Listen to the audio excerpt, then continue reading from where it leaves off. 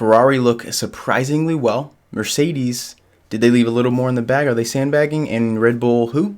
So those are the three storylines today, and we're going to talk about the FP3 session at the Singapore Grand Prix, and those are the really big highlights. There were a couple issues. There was one major incident with Sergio Perez, and I say major in that he probably has a gearbox change coming his way, and unless he's got an old gearbox hanging around, I really think he's going to be experiencing a grid penalty, but we'll see. We're waiting to hear. I got to check the news. Actually, I'm going minute to minute. Daniel Kvyat also may have to have a power unit exchange. So I was looking at what the teams brought. I think he has one. So if he does have a gearbox, if he has any sort of change like that, I don't think it'll be a penalty because he could just be using an old unit. So I'll give you updates on that. Those are the two incidents. And let's actually look at the timings, and we'll get into some of this, like the analysis behind it and what to watch for.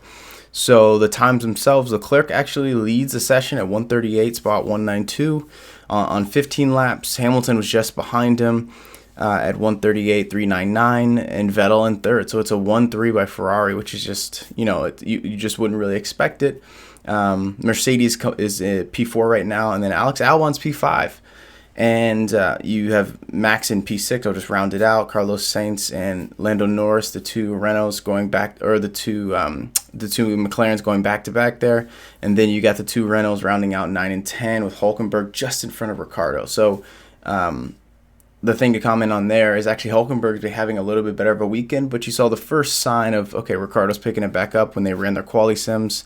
Ricciardo was a little bit ahead of Hülkenberg, so I would expect this pretty close to this close to a grid star 1 through 10. The only thing I expect to change is 1 through 5 in terms of the order, but in terms of the reliability throughout the entire sessions that I've watched every single second so far, it looks like this will probably be what it looks like. And I would say, like I said, 7 through 10 are probably set. I bet you the only switch is Ricciardo's probably going to be P9.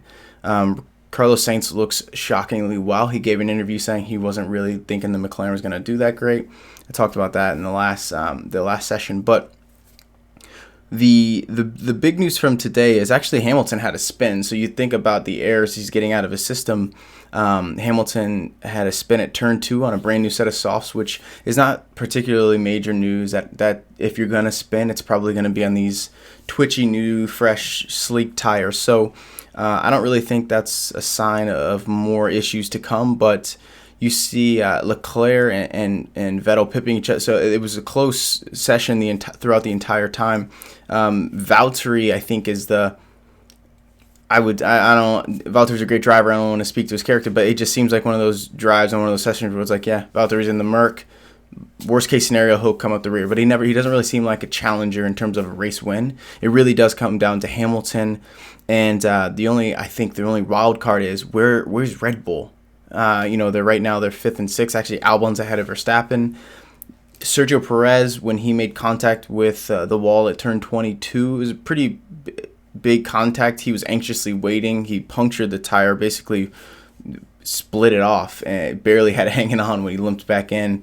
And he red flagged the session. At first, it was just a virtual safety car, but it actually impeded Max Verstappen's lap. So Verstappen did have issues getting a time in, but not to the point of he couldn't get a really good run in. He did. He had chances to get a good run. He had a fresh set of tires. He was about to make his actual sim on, but like I said, it was interrupted. So I would expect, honestly, if trying to be objective, I think Verstappen will come back, and I think he will have a very, very strong qualifying session. And he's had a relatively quiet weekend, to be frank. So it would kind of be out of nowhere, and it would surprise a lot of people. But if you see it happen and you watch his commentary, it shouldn't surprise you. He's had the worst luck all weekend in terms of being impeded when he is about to run a sim race like lap. So genuinely, just like clockwork, it's been interrupted. So watch out for the Red Bulls finding pace out of absolutely nowhere. So I'm being facetious when I say Red Bull who, of course.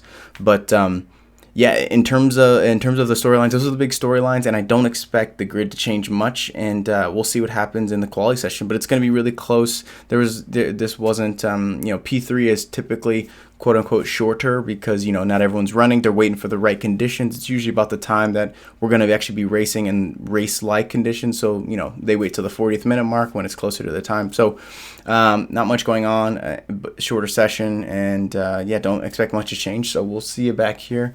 Go catch quali. It's about to start, and I'll make sure to give you guys an update on what happened, and check the blog first because I'm going to figure out a way to show live timing. So I will promise you that. I don't know if I'll do it today. I've got 40 minutes, but I will get you that. So I'll at least have the results up in 3 minutes after quali ends. So thanks a lot, guys, for checking this out, and I'll see you here soon with another quick update on how qualification went.